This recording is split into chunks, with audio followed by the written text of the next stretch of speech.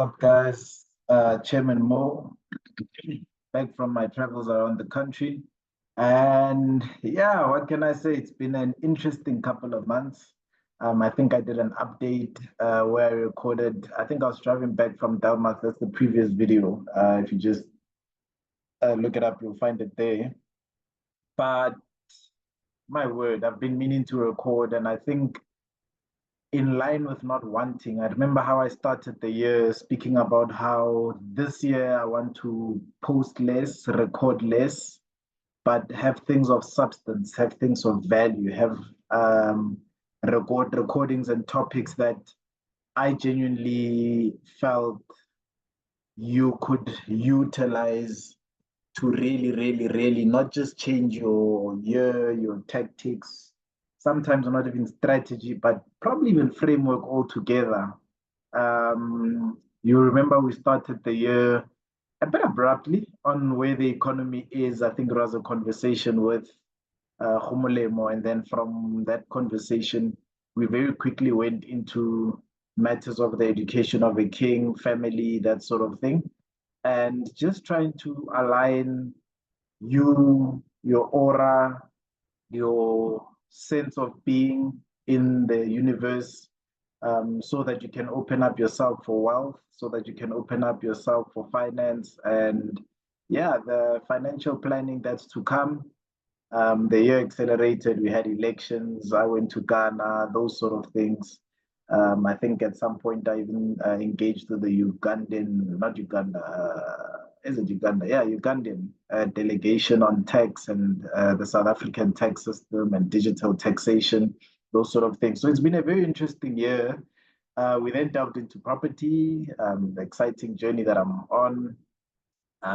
Yeah, all things fascinating.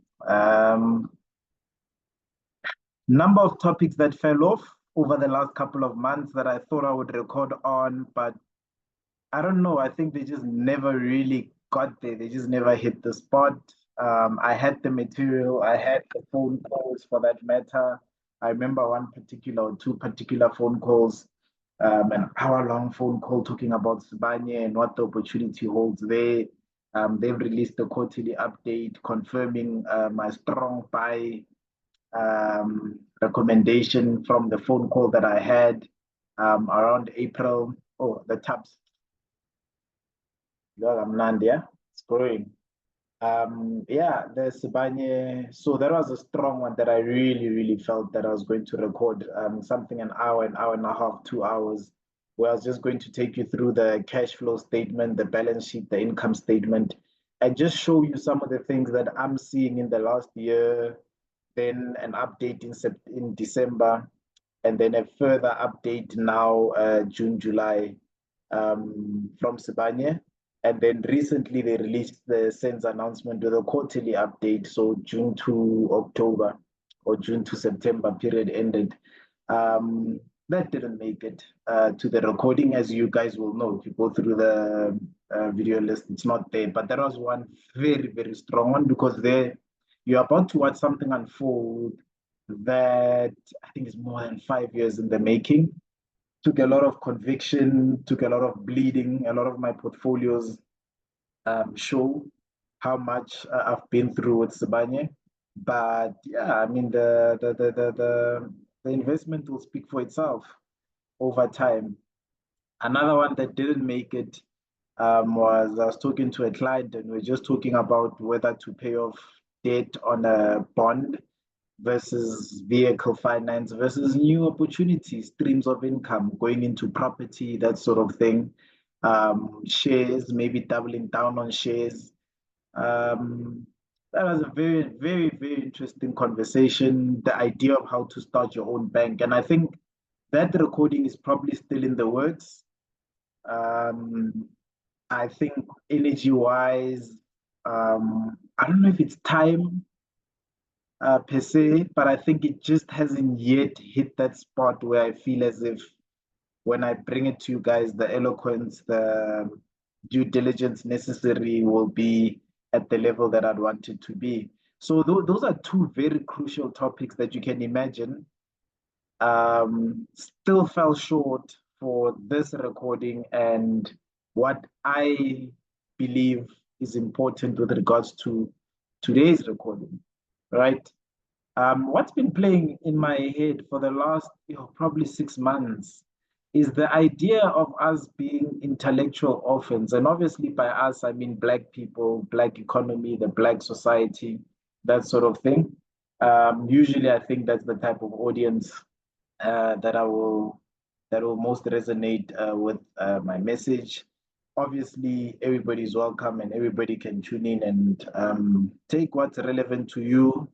But particularly to my Black audience, the idea of being intellectual orphans, it's been really playing and bugging at me. And yo, I do a lot of speaking, for example, speaking engagements like this. And, in South Africa, with the history we have, trying to understand what is it that we're missing? What's the target? What's the tone, register, platform, authority level that one can speak at and engage at and resonate very well, almost timelessly, because you're speaking principles, you're speaking truth, you're speaking finance, you're speaking things that can tangibly be measured. And in some instances, you're speaking things that have stood the test of time. I mean, I'm thinking of a topic like marriage and property. Those are, I say, the two oldest and most dangerous financial instruments that I've ever seen um, in my short finance career. But I mean, I've read books that are decades, hundreds of years worth of information old. And I mean, that is a topic that I can authoritatively speak on. But there's just something to a theme. There's an aura that's missing on some of the platforms where one would want to be speaking on such issues, but also the type of engagement that you'd want to have. So I look at the types of conversation I have with my friends, my peer circle, and it's pitch perfect. And it's trying to understand what format, what platform would be best to transpose that type of conversation, to take it and put it there in such a manner that it can land as well as I would want it to land. And I often liken it to something like an orchestra, right? But a real good quality orchestra at the Royal Albert Hall with a grand piano, full symphony, you name it, right? And without even a note playing, just by being in such a room and in such a space, you can already tell that whatever is going to come out of here, whether you understand it, like it or not, it's of a certain quality and of a certain standard that you'd want to enjoy and appreciate accordingly, you know? And so I'd find that missing or lacking or not being able to hit that note, not because it's not there internally, but because it's almost as if the equipment is not good enough. And some have spoken about the lighting, the background, get a flower with a microphone. I understand and I resonate with that stuff, but I'm not talking particularly about that per se. I'm talking about, for example, budgeting. Budgeting is a very straightforward topic that we can engage on. Live below your means, paying off debt. Investment analysis goes deeper and much further back, that sort of thing. But you still get the sense that you're not hitting the philosophy of finance. And a lot of the time, a lot of the good work I often find actually when I'm talking more around family finance and marriage, the conversations I've had this year regarding marriage and that sort of stuff, that's when I really started to feel as if we in that energy, we in that aura of speaking about the type of finance that really matters and gets things moving along. Recently, the US has had the elections. I'm recording this on the 13th of November. So I think about almost a week plus 1 day or so after the US elections, Donald Trump has won. And overwhelmingly, my response was simple. Kamala seems to have campaigned like a child. I listened to Donald Trump, I listened to Elon Musk, I listened to Kamala, I listened to the interviews that she did with Shay Shay, you name it. I listened to the interviews that Donald Trump did, and I sat there and I just thought, listen, it's chalk and cheese, you know. Whether you agree with him or not, he's having adult conversations. He's talking about things that matter. Men cannot be unemployed. I think it's not even the education of a king, it's decorum, um, a recording on how to live a good life. Um, and it touches on just the aspects that Trump campaigned on, the fact that you can't have men that are not working, you can't have families that are divided, you can't have children that don't have parents to look up to and a sense of guidance and a framework that's taking them somewhere. And if those are not the things that matter today, all of us were worried that, listen, the United States is not going to be the country the world needs it to be, let alone the challenges and qualms that we have against them. You just were watching something that was self-destructing, and you just knew that you don't want to be a part of that. The rise of the East has been very fascinating, um, particularly because the East has essentially managed to put themselves in a position where their timeless principles have risen to the top. They've stood the test of time. They've compounded. They have authentic conversations. They unapologetically saying that we don't want this position that you have self-imposed on us as your subservients, you know. And it's that type of engagement that really prompted that. Oh, you know what? You really are. What do you call it? Striking the raw nerve of me wanting to talk about intellectual orphans and what that means. And I think how I've then learned to crystallize it thus far was to essentially say, you know, the denouncing of who we are, your identity, especially as men, um, has basically robbed you of so much that what brought me back to have this recording was me feeling as if, listen, I can't hold this in anymore. I can't not talk about this because anything else that I talk about, it's shallow compared to that sense of identity. And it's to essentially implore you to say that, listen, we need to get rid of being the first this, first that. Not that it's not important, but it actually delegitimizes us. So, for example, when I qualify as a chartered accountant, I'll be the first chartered accountant in my family. Not a problem. Very good. Bravo, bravo. But when you break down what chartered accountancy is, it's an accountability towards resources. That's all that it is. And then when you look at it like that and you think, well, would you be the first and most successful and most prominent male in your family to account for the resources that were put at their disposal? And immediately the argument falls flat. And then you sit there and you think to yourself that, well, if I get on a platform and I introduce myself, hi guys, I'm Lesef Shamtiani, I'm a chartered accountant, and today's topic is going to be on debt and whatever, investments, right? I stand there on my own. I stand there and I open myself up to you validating whether this guy is legit or not. So when I say chartered accountant, I give myself a certain level of qualification that says, well, you can listen to this guy. He's safe within this particular paradigm or spectrum. When I say Mtiani, depending on your background, what you know about Mtiani, also Kulo Zondo, you would probably have a better appreciation to say, oh, okay, this is the type of family this guy comes from. But seldom do we do that.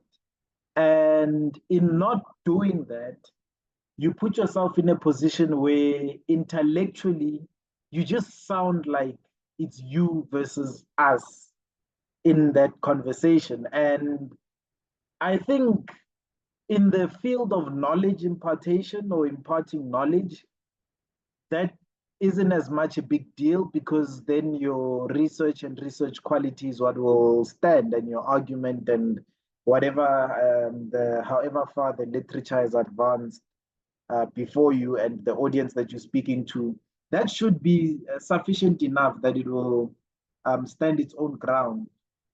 However, in the field I'm in, because I'm not necessarily trying to impart knowledge, I'm actually trying to practicalize the field of finance. I'm trying to get you from a position where, having consumed my material and having engaged in me on various platforms, either as a client, as a follower, you name it, you'll find yourself in a position where your life is the better for it. So, for example, as a gent, having gone through the exercise to connect with nature, to connect with your purpose, to connect with your sense of being, understanding itakazelo zakho, who you are, you would, at this point in the year, at this point in the journey, be able to come back to me and say that, listen, you know, I took on that journey and my word, things just started blowing up.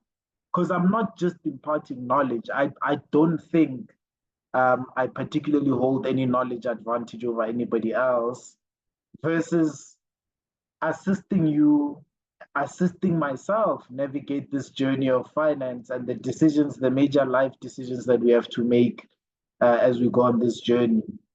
And so, in that regard, it matters even more, not so much how I introduce myself, but how you receive me as an entity, as a speaker before you, as, you can call it, a campaigner, as I engage, as I unpack some of the topics, some of the questions that you ask, from which source are they coming from? Because a lot of questions today around personal finance will speak about, how do I afford a house? How do I afford a car? How do I afford to make investments that create multiple streams of income and that basically sustain me, myself, and I? And some, if you extend it just the circle further, myself and my child, oftentimes, because we single-headed households.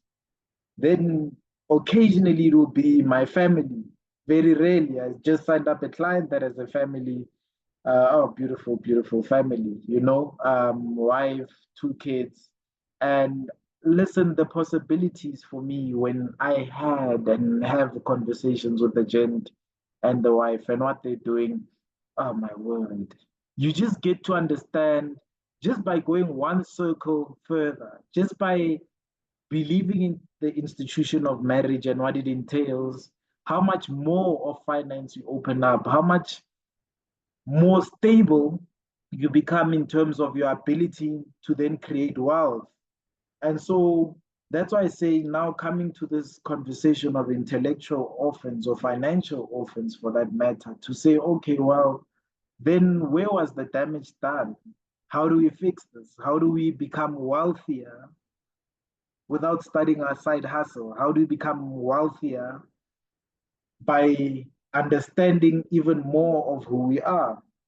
And so I've been on this journey to then say and advise, and even myself do it personally, to say, go back, legitimize yourself, legitimize your history, understand who was your grandfather, understand who was your great grandfather, understand who was your great great grandfather. And for those of you who it sounds woo woo too, I mean, I'll contextualize it like this. My grandmother is 87, 88. 87. She was born in 1937. So she's 87 this year. And when I sit and I sat for a conversation with her, and she tells me about her grandfather, that's not far-fetched. She's alive, she's got her faculties intact. And so the same way as a 32-year-old man, I can remember pretty much all the times that I spend with her now. I don't foresee why she wouldn't remember all the times that she spent with her grandfather, who passed away, I think, when she was 30. So she had spent a considerable amount of time, even in adulthood, having access to him. And some of the lessons that she then shares with me around finance and resource management. And the reason I use resource management is because if I say finance, I use a language that's very limited to us, a language that's it's very shallow, because it speaks about the money in your bank account. And with everything that's gone on the last 5 years, there isn't much. So when I talk about finance, a lot of you then can very easily become cut off from the conversation because it sounds then like I'm speaking about something that maybe one day when you have 3 years from now, 5 years from now, 10 years, a year, 2 years, a job away, only then can you be part of the conversation. But if I talk about resources and resource management, again, your sense of decorum that I spoke about in one of the recordings, again, the sense of identity, the sense of the plan that you have for the role that you're going to play as a man. In the recording around marriage, pardon me, we spoke about men bringing more to the table than just finance, you know, that sense of protection, preservation, that sense of providence, who you are, that you bring to marriage, that you bring to the circles of family and the social fabric, the interactions that you then have with the birds, the trees, the stars when you've got your own piece of land, and you engage with that. And I mean, for the purposes of this conversation, we're not even talking yet about your piece of land. We're going back down to the roots to say, listen, here's the level I want you to connect at. And without a shadow of a doubt, the little ad hoc research that I've done has said to me that, listen, if you hold a university degree, if you're listening to this stream right now, chances are, if you go back just 2 or 3 generations, so you go back to your grandmother, or you go back to their grandmother. So just going back that far, which isn't far at all, to be honest with you. It's not far at all. I haven't yet spoken about great grandparents and 5 generations back, 6, 7. Okay, that's 5 actually by great, because if this is me, this is my grandmother, and this is her grandfather, that's 5 generations back. But if you go to the other hand and we say, what happens here after having gone to my great grandfather's grandfather, let's use the right thing, grandfather, and his grandfather, and then his mother, you know, that's now a number of generations back. I'm not even going that far. I'm still on one hand and I'm saying I'm alive. My grandmother is alive and she's telling me about her grandfather. So we are going to great grandfather. And I'm saying that is very fathomable. That is very much, we're talking, I'll tell you now, her father was born 1915. So we're talking around 1890, 1896, around the discovery of gold in South Africa, when he was born. And whatever stories he would have shared with her, and this is why I say we can go further without it even being woo-woo, because you can imagine if she then, so we here with her, right? If she's telling me about her grandfather here, and we having this conversation that connects me to the 5th generation of my family, or at least my family from my generation. And the conversation he was having with her was about his grandfather. And the conversation he had with his grandfather about his grandfather. We've covered 9 generations. Now you're starting to see how far back we're going. So again, if he was 1896 or 1890, around that time, and he's talking, so let's go 25 years back about his grandfather. So we would have gone 50 years back, so at 1840, and then his grandfather was telling him about his grandfather. We've now gone, if we go another 25 years, we've now gone another 50 years from 1840 to 1790. So we're talking about my grandmother who's alive, telling me about her grandfather who was alive at 30, who's telling her about his grandfather and the conversation they were having about his grandfather. We have a line of integrity as in the story that covers 9 generations and takes us at least all the way back to 1790. And that is about, I will tell you, things about 200 years back, 215. I know this because I was reading the biography of Toussaint Louverture, and he was born around 1790. And I was sitting there thinking, and they made me think that slavery ended hundreds and hundreds of years ago.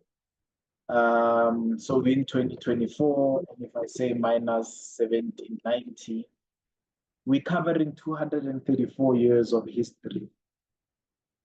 Divide by 9, we're roughly talking 26 years each, and that's essentially roundabout how we break down how long a generation is. So when somebody says I'm 5th generation, 6th generation, whatever, normally to comprehend it, we normally just break it down into 25-year intervals, and then basically we can find ourselves, we can locate ourselves in there to say that in those 25-year intervals, this is how far back we can go. So roughly 234 years by just me having a conversation with my grandmother, and she's telling me about everything she's learned from her grandfather.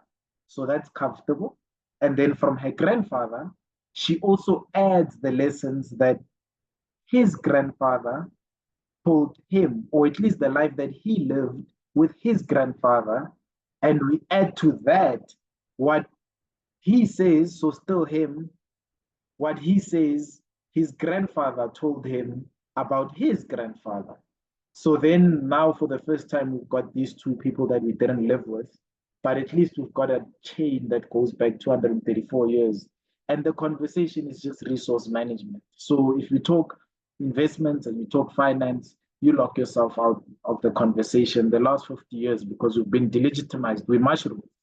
As far as we're concerned and history is concerned, we don't exist as a people.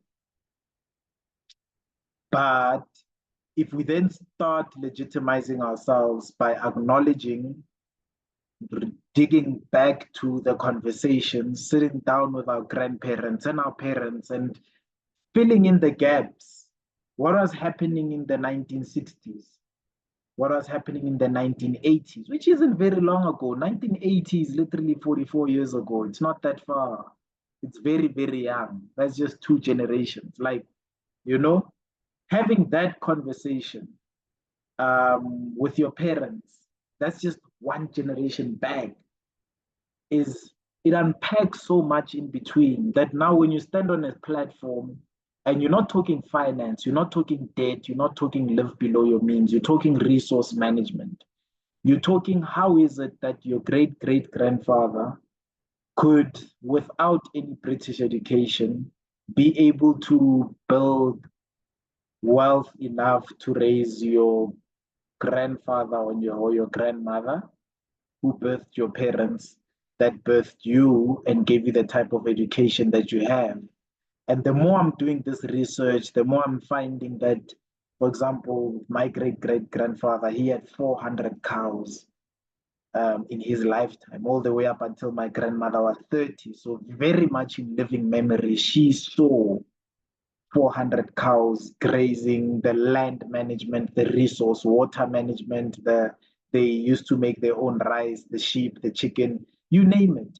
Things that today, or a level of wealth that today, if you and you don't even aspire to it. The average person that I speak to, when they dream of success, and if I were to put it in Zulu terms, ukuthi bafuna ukuba neenkomo ezingakanani or zingaki, at best, you know, when we talk about how many cows they want to have or how much wealth they foresee themselves, normally it doesn't sound like it's more than 50 to 100 cows.